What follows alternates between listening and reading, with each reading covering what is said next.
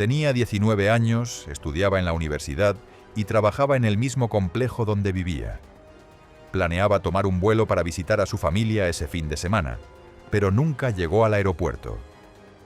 Horas después, su habitación apareció revuelta, con una mancha roja en la almohada, cerraduras removidas y una maleta lista que jamás salió por la puerta.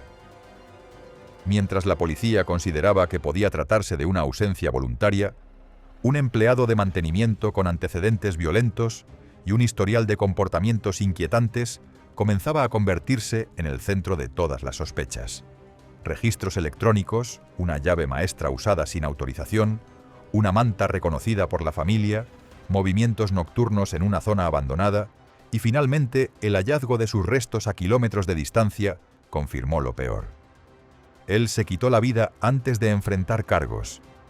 Ella perdió la suya en el lugar donde debía sentirse segura. Esta es la reconstrucción de cómo una joven con sueños y planes de futuro terminó atrapada por alguien que nunca debió tener acceso a su puerta. Antes de empezar con el vídeo, queremos contarte que en este canal tenemos un podcast llamado Historias Criminales, donde analizamos casos reales, crímenes que marcaron época y las historias más oscuras del True Crime. Te dejamos el enlace en la descripción para que vayas y nos escuches. Hola, ¿qué tal? Soy Nicolás Mayorga, tu investigador criminal, y antes de comenzar, quiero pedirte que te suscribas, que dejes tu me gusta y que me cuentes desde dónde me estás viendo. Tu apoyo es lo que hace posible que siga trayendo historias criminales reales que impactan, que sacuden y que merecen ser contadas hasta el final. Ahora sí, comencemos. Milla Ayman Maeling Marcano nació el 26 de abril de 2002 en el sur del estado de Florida, Estados Unidos. Era hija de Ayma Scarbriel y Marlon Marcano, y hermana mayor de Marlon Jr., con quien mantenía un vínculo especialmente fuerte. Aunque sus padres se separaron cuando ella aún era pequeña, lograron conservar una relación respetuosa y estable por el bienestar de sus hijos. Desde temprana edad, quienes la rodeaban la describían como una joven determinada, protectora y llena de energía. Su carácter firme se combinaba con una personalidad luminosa que la hacía destacar en cualquier espacio. En casa, era conocida por cuidar con intensidad a su hermano menor. Entre amigos, por su sonrisa constante y su capacidad de contagiar entusiasmo. Al terminar la secundaria, Milla decidió permanecer en Florida, el lugar que consideraba su hogar. Inició estudios universitarios en una institución local y posteriormente continuó su formación en otra universidad, con el objetivo de construir una carrera en el ámbito de la medicina deportiva o la fisioterapia. Más allá del mundo académico, cultivaba intereses creativos, disfrutaba del diseño, la moda y las artes escénicas, y era habitual verla participar en celebraciones de carnaval, donde su presencia no pasaba desapercibida. Su carácter expresivo y vibrante la convertía en una figura reconocida dentro de su comunidad. Vivía en un complejo de apartamentos moderno, cercano a una universidad y ocupado principalmente por estudiantes. Allí mismo trabajaba a tiempo parcial, colaborando con la administración del lugar y asistiendo a los residentes. El empleo le permitía cubrir gastos y evitar largos desplazamientos, algo fundamental considerando sus exigencias académicas. Aunque su familia residía a aproximadamente 1 hora de vuelo, la distancia nunca se convirtió en un obstáculo emocional. Milla mantenía comunicación frecuente con sus padres. Intercambiaban mensajes y llamadas a lo largo del día. Era inusual que pasaran muchas horas sin que ella enviara alguna señal de contacto. El viernes 24 de septiembre de 2021 tenía previsto viajar para pasar el fin de semana con los suyos. Como siempre, debía avisar cuando estuviera camino al aeropuerto o al abordar el vuelo. Sin embargo, ese mensaje nunca llegó. Esa ausencia de comunicación encendió las alarmas. No era propio de ella desaparecer sin avisar. Al avanzar las horas y sin obtener respuesta, la inquietud dio paso al temor. A las 9:30 de la noche, convencidos de que algo no estaba bien, sus familiares llamaron a la oficina del alguacil del condado de Orange para solicitar una verificación de bienestar en su apartamento. Poco después de las 10 de la noche, el agente Samir Paulino acudió al complejo para realizar la revisión. El entorno parecía tranquilo. No había señales visibles de disturbios ni indicios evidentes de emergencia. Tras esperar unos minutos, la compañera de cuarto de milla regresó y permitió el acceso al apartamento. Llamaron varias veces sin obtener respuesta. Cuando intentaron abrir la puerta del dormitorio, notaron que estaba cerrada desde dentro, algo que no era habitual. A través de la ventana, el agente observó que una pequeña estantería había sido colocada contra la puerta, como si alguien hubiera intentado bloquear el acceso. Samir logró ingresar por la ventana. Lo que encontró no encajaba con una salida voluntaria. La habitación estaba alterada. Sábanas y mantas desordenadas, una mancha rojiza en la almohada, objetos fuera de lugar. La maleta preparada para el viaje seguía intacta junto al escritorio. Milla no se había marchado. Además, las cerraduras de seguridad adicionales que su padre había instalado en la ventana habían sido removidas. Algunas joyas estaban dañadas. Sin embargo, no había señales de ingreso forzado desde el exterior. A pesar de estos elementos inquietantes, el agente solo elaboró un informe preliminar y lo comunicó a su supervisor, Kenneth Dale. Ambos determinaron que no existían pruebas suficientes para tratarlo como un posible crimen y consideraron la hipótesis de una desaparición voluntaria. No se notificó a la unidad de investigaciones criminales. Con esa conclusión, el agente abandonó el lugar para atender otros llamados. Aquellas horas iniciales resultarían críticas. En un contacto posterior con las autoridades, la compañera de cuarto aportó un dato clave. Milla había estado recibiendo atención insistente y no deseada por parte de un empleado de mantenimiento del complejo. Su nombre era Armando Manuel Caballero, de 27 años, quien llevaba apenas unos meses trabajando allí. Otros residentes confirmaron haberlo visto acercarse repetidamente a ella, intentando conversar e invitarla a salir, pese a que Milla lo había rechazado en más de una ocasión. Uno de los episodios más perturbadores ocurrió cuando Armando le transfirió $700 a través de una aplicación digital, acompañando el pago con un comentario sobre su apariencia. Ella devolvió el dinero de inmediato, esperando que aquello marcara un límite definitivo. Pero no era un hecho aislado. Varias mujeres del complejo relataron experiencias similares de incomodidad. Incluso en un edificio donde había trabajado anteriormente, una residente recordó que él le envió una carta invitándola a salir. Cuando ella se negó a adelantar la cita, horas después alguien lanzó un objeto pesado contra su ventana cerca de la medianoche. La mujer lo denunció, convencida de que era él. Sin embargo, el caso fue cerrado sin cargos. Meses más tarde, Armando fue contratado en el complejo donde vivía Milla. Alrededor de las 3 de la madrugada, los familiares de Milla llegaron al complejo decididos a revisar personalmente lo que había ocurrido. Al ingresar a la habitación, notaron detalles que el primer agente no había considerado relevantes. Debajo de la cama encontraron el osito de peluche que Milla conservaba desde la infancia, un objeto al que estaba profundamente unida y que siempre llevaba consigo cuando viajaba, incluso en trayectos cortos. Que estuviera allí era una señal clara de que ella no se había ido por voluntad propia. Mientras conversaban con los agentes, una presencia inesperada llamó su atención. Armando apareció en el lugar, pese a que no estaba en horario laboral ni había sido convocado oficialmente. Su llegada, en plena madrugada, resultó inquietante para la familia, que ya conocía los antecedentes de su comportamiento hacia Milla. Cuando fue cuestionado, aseguró que un compañero le había informado de la desaparición y que había acudido para ofrecer ayuda. The roommates don't even know Tati. You've been sleeping since You 10 keep o'clock, saying and all of a Tati is sudden a you're showing friend. up here at 4 o'clock in the morning Because looking me for and me. Tati were conversating about it, so I finally, it came Okay, up. but Should I Tati go and is see if I someone- see anything? No one knows Tati. That's my whole thing. Not Tati even the is roommate an knows employee Tati. here. She's an employee, but you keep saying Tati is a friend and that you've all hung out together. No one here knows Tati. All her Well, other not friends all showed up. Her these closest people. friends that live in the complex were all here with us early on. No one knows Tati. Only you. Whoever Tati is and Tati's on the phone, she shouldn't even be on the phone right now. La explicación no convenció a nadie.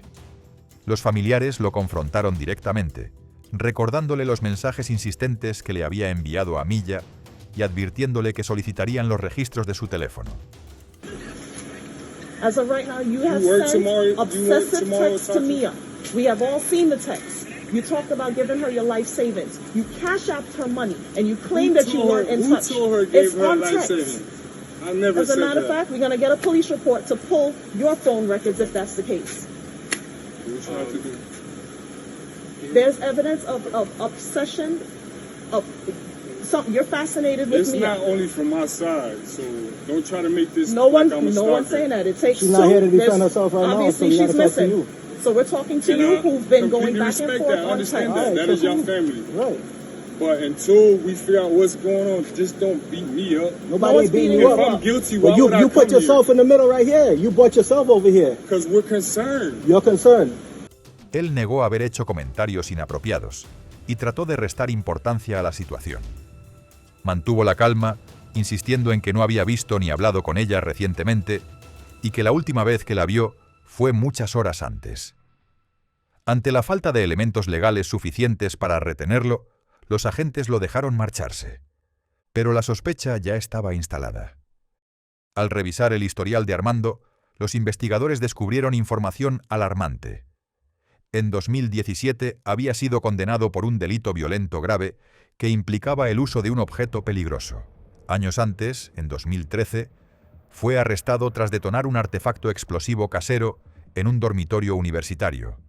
Un acto que, aunque no dejó heridos, obligó a intervenir a las autoridades y evidenció un comportamiento imprudente y riesgoso. Mientras tanto, en el complejo, un guardia de seguridad intentó obtener huellas dactilares de la ventana del dormitorio utilizando cinta adhesiva, pero el agente policial se negó a recolectarlas formalmente, argumentando que el caso aún no justificaba ese nivel de intervención. El mismo guardia observó dentro del vehículo de Armando un destornillador y una funda de teléfono celular en el asiento trasero. Sin embargo, al no existir una orden judicial de registro, no pudieron inspeccionar el automóvil. Más tarde, el alguacil del condado declararía que, con la información preliminar y los videos disponibles en ese momento, no había base suficiente para detenerlo. Esa interpretación sería duramente cuestionada después. Ante la falta de avances y la creciente angustia, una de las tías de Milla contactó a otro oficial para explicarle la situación con mayor detalle. Este agente acudió al apartamento, examinó la escena y escuchó cuidadosamente el relato de la familia.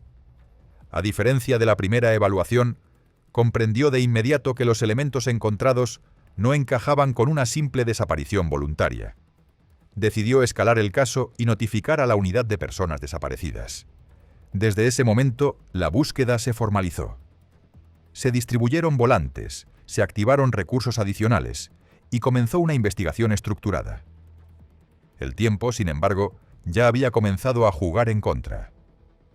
La mañana del sábado 25 de septiembre marcó un punto decisivo. Cerca de las 9 de la mañana, los investigadores recibieron una llamada urgente de la familia Marcano. Ellos mismos habían decidido vigilar discretamente el apartamento de Armando desde un vehículo estacionado frente al edificio donde vivía. Desde esa posición lo vieron salir apresuradamente.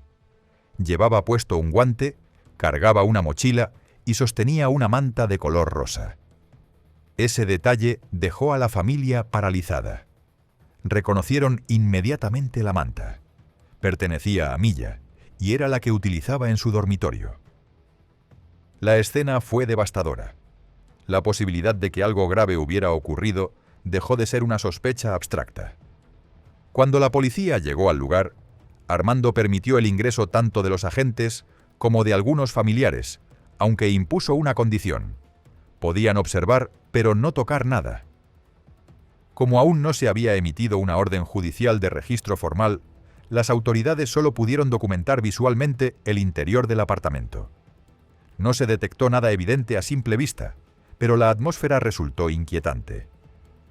Más tarde, alrededor de las 3 de la tarde, Armando volvió a salir de su residencia. Aproximadamente 1 hora y media después, las autoridades lo identificaron oficialmente como el principal sospechoso en la desaparición. En ese momento, comenzaron a tramitar con urgencia una orden de registro completa, aunque el proceso demoraría más de 24 horas desde el momento inicial de la desaparición.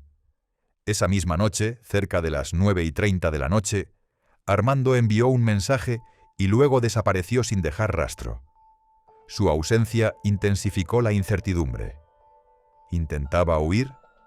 ¿Estaba ocultando evidencia? ¿Se dirigía a otro lugar relacionado con lo ocurrido? Mientras tanto, el padre de Milla expresó públicamente su angustia.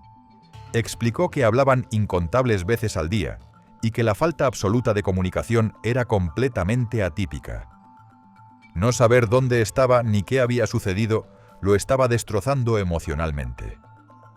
Durante las horas siguientes, la búsqueda se expandió de manera significativa. Cientos de voluntarios se unieron a las fuerzas del orden para rastrear amplias zonas alrededor de Orlando, cubriendo kilómetros de terreno. Equipos de rescate, agentes y civiles trabajaron sin descanso, pero no lograron encontrar ningún indicio claro del paradero de la joven. El tiempo seguía avanzando sin respuestas. Antes de seguir, una pausa rápida. Si este tipo de historias te interesa, suscríbete y deja tu me gusta. De esta forma me ayudas mucho a poder trayéndote más casos como este. Ahora sí, continuamos. Mientras la búsqueda continuaba en el terreno, los investigadores centraron su atención en los registros electrónicos del complejo de apartamentos. Allí surgió un dato determinante. El 24 de septiembre, a las 2:14 de la tarde, una llave maestra, utilizada por el personal de mantenimiento para acceder a las unidades, fue escaneada para abrir la puerta del apartamento de Milla. Esa llave no le pertenecía a ella. Se confirmó que había sido utilizada por Armando. Más tarde, ese mismo día, a las 4:34 de la tarde, la misma llave volvió a registrar acceso al apartamento. A las 5 de la tarde, las cámaras captaron a Milla caminando hacia su vivienda tras finalizar su jornada laboral. Instantes después, el sistema registró el uso de su propia llave electrónica para ingresar. No existen registros de que haya salido nuevamente. Minutos antes de las 6 de la tarde, las cámaras mostraron el vehículo de Armando abandonando el complejo. Pero la secuencia no terminó allí. A las 7 de la tarde, Armando registró en el sistema una solicitud de mantenimiento alegando que debía acudir al apartamento de Milla. Posteriormente, se comprobó que esa orden era completamente falsa. Ni su compañera de cuarto ni ningún residente habían reportado problemas. 10 minutos después, se comunicó con la oficina administrativa solicitando nuevamente acceso. 5 minutos más tarde, la tarjeta electrónica de Milla fue escaneada en la puerta de su apartamento. Sin embargo, los registros indican que nadie ingresó físicamente después de ese escaneo. Las autoridades no pudieron confirmar de manera concluyente que Armando hubiera utilizado esa tarjeta, pero sí establecieron que no fue Milla. A las 7:40 de la noche, las cámaras lo captaron saliendo nuevamente del complejo en su automóvil. Toda la información apuntaba a que lo ocurrido tuvo lugar dentro del apartamento de Milla. Con Armando ya en el centro de las sospechas, las autoridades empezaron a reconstruir sus movimientos con mayor precisión usando dos fuentes: los accesos electrónicos del complejo y la información del teléfono del sospechoso.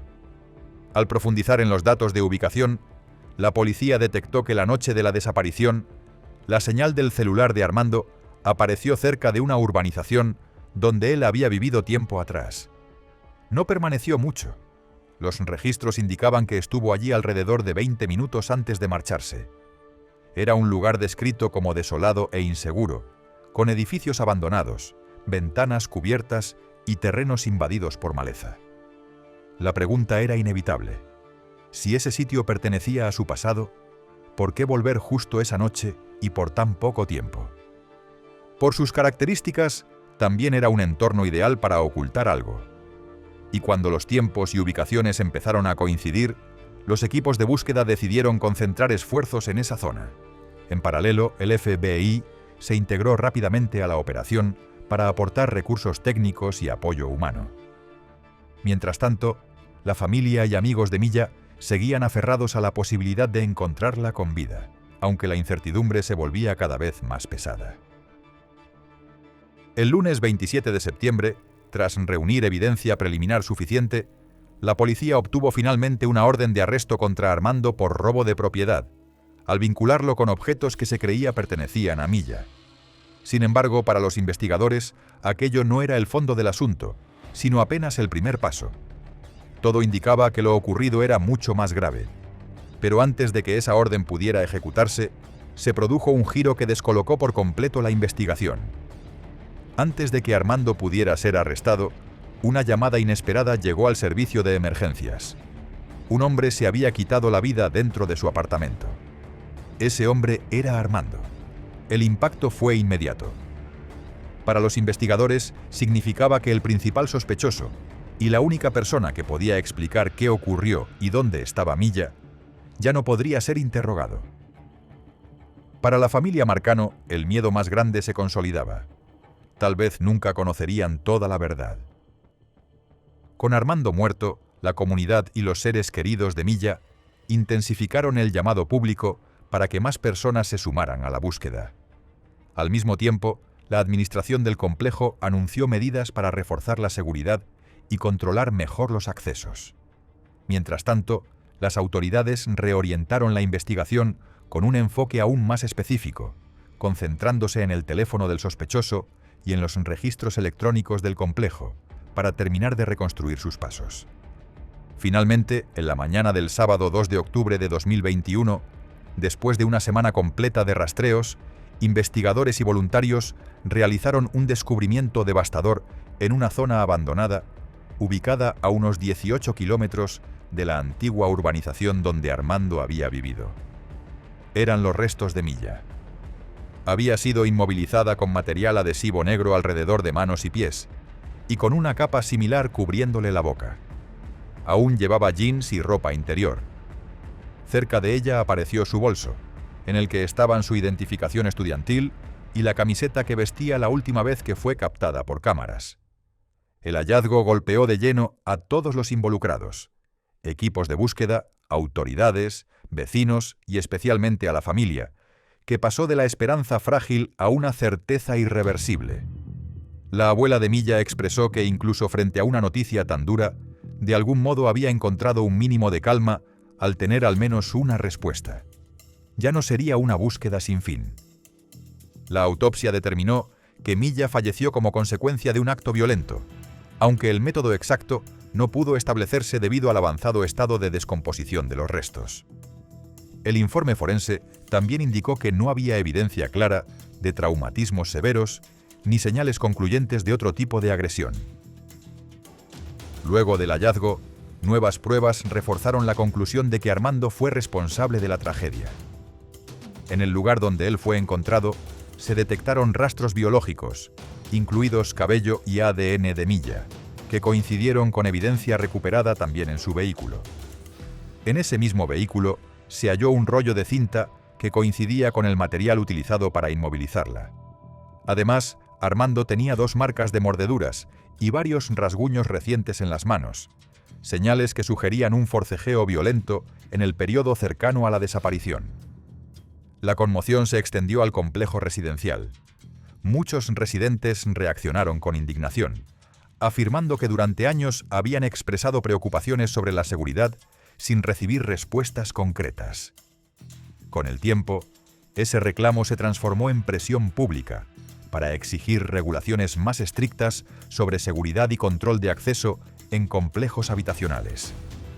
El 15 de octubre de 2021, Milla fue despedida en un servicio funerario realizado en el sur de Florida, al que asistieron más de 2.000 personas, mientras miles más lo seguían en línea, unidos por el duelo. El caso también obligó a revisar los protocolos iniciales de respuesta ante reportes de personas desaparecidas. Una investigación interna concluyó que el agente Samir Paulino y su supervisor Kenneth Dale incurrieron en violaciones graves del procedimiento, especialmente durante la verificación de bienestar. En ese contexto, un exoficial de policía, que luego trabajó como investigador privado, señaló públicamente que, cuando varias personas coinciden en que pertenencias de una desaparecida están en manos de un individuo específico, Eso debe tratarse como una alerta inmediata para enfocar la investigación. Por su parte, el alguacil del condado argumentó que en el momento de la primera visita, Samir no tenía toda la información que se obtendría después y que el panorama completo se reconstruyó más de una semana más tarde. Aún así, reconoció que las autoridades debieron y pudieron actuar con mayor rapidez. El caso fue remitido a la División de Normas Profesionales y se concluyó que ambos violaron procedimientos operativos. Como consecuencia, Samir Paulino recibió una suspensión de 150 horas sin goce de sueldo y Kenneth Dale una suspensión de 10 horas. En junio de 2022 se marcó un punto de quiebre a nivel estatal cuando el gobernador de Florida promulgó una ley conocida como la Ley Milla. La legislación exige que propietarios y empresas administradoras realicen controles de antecedentes exhaustivos a los empleados, especialmente a quienes tienen acceso directo a los apartamentos. Cualquier persona con historial penal por conductas violentas o incluida en el registro de delincuentes sexuales queda automáticamente inhabilitada para el empleo. Además, la ley obliga a mantener un registro detallado del uso de llaves y exige que el personal de mantenimiento notifique con al menos 24 horas de anticipación antes de ingresar a una unidad, reemplazando la norma previa de 12 horas. Y mientras el sistema intentaba corregir fallas, la familia Marcano transformó el dolor en una causa. Crearon la Fundación Milla Marcano para apoyar a familias de personas desaparecidas y promover recursos de seguridad para estudiantes y otros grupos vulnerables. La organización también colabora activamente en búsquedas, acompaña procesos similares y desarrolló un programa de reconocimiento en seguridad orientado a que complejos residenciales refuercen estándares, controles de acceso y capacitación del personal. Desde su implementación, el programa ha contribuido a elevar la conciencia comunitaria y a impulsar cambios concretos en la gestión de seguridad. Así, la memoria de Milla quedó ligada no solo a la tragedia, sino también a reformas y acciones que buscan evitar que otra familia atraviese lo mismo. Milla era una joven con metas claras, estudios en marcha y un proyecto de vida que apenas comenzaba a tomar forma. Tenía aspiraciones profesionales, talentos creativos y una red familiar que la respaldaba en cada paso. Nada en su trayectoria apuntaba a un desenlace así. Sin embargo, su camino se cruzó con el de un hombre que ya tenía antecedentes de conducta violenta y señales previas de comportamiento peligroso que no fueron suficientes para impedirle tener acceso directo a la vida de otras personas. La tragedia no fue producto del azar, sino de decisiones acumuladas, fallos en filtros básicos de seguridad y advertencias que no fueron atendidas con la seriedad debida. Una joven con sueños y disciplina terminó siendo víctima de alguien que nunca debió estar en una posición de confianza. Gracias por acompañarme en este caso. Si quieres seguir conociendo más historias criminales de la vida real, suscríbete, déjame tu me gusta y cuéntame desde dónde me estás viendo. Me encanta leerte y saber hasta dónde viajan estas historias. Nos vemos en el próximo caso.